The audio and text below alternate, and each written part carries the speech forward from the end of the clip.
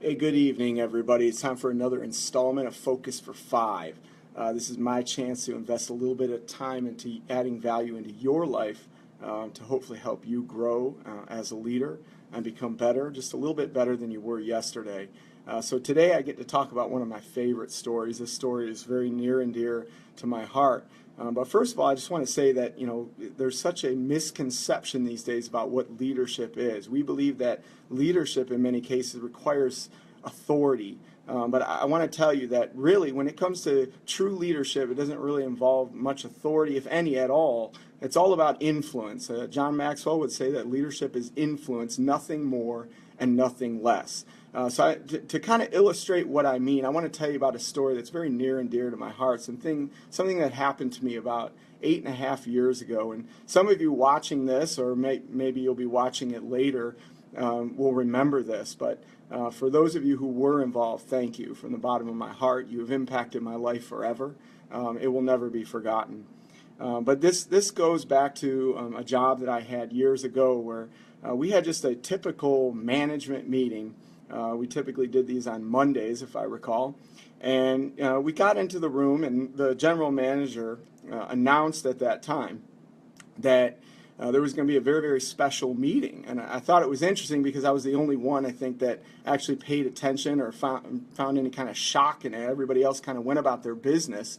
But I was kind of interested, like, what kind of special stuff? Because it wasn't common that he would make that type of announcement.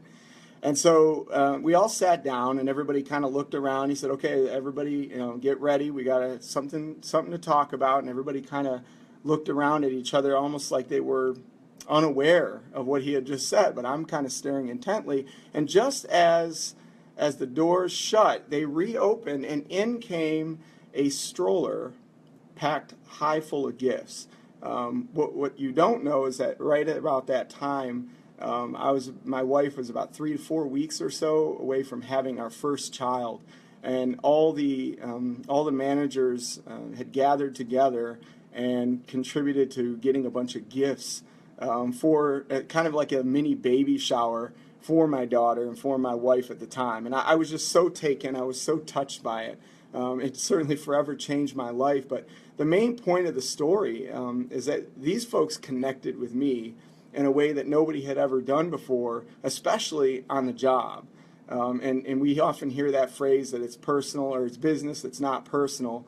I think it's a very, very personal choice to come to work every single day. So for me, that decision the thing that they did for me was very, very personal to me as well. So there's I don't know if you've ever read the book, 21 Irrefutable Laws of Leadership by John Maxwell, but in the book he talks about the law of connection. And the law of connection says that a leader connects with the heart before he asks for a hand.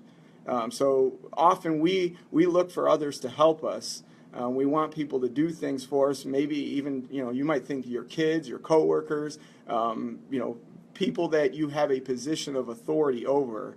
But the position and the authority isn't what does it. Ultimately, it's your connection with the people, much like these folks connected with me. And I got to tell you, they could call me from out of state. I don't even work for them or with them anymore, but I would be there in a heartbeat because they touched me and connected with me. And that transcends way beyond any type of authority or position of authority than you can imagine. So the next time you get a position of leadership, or really, when it comes down to it, it doesn't matter if you're in a position or not, you are a leader today.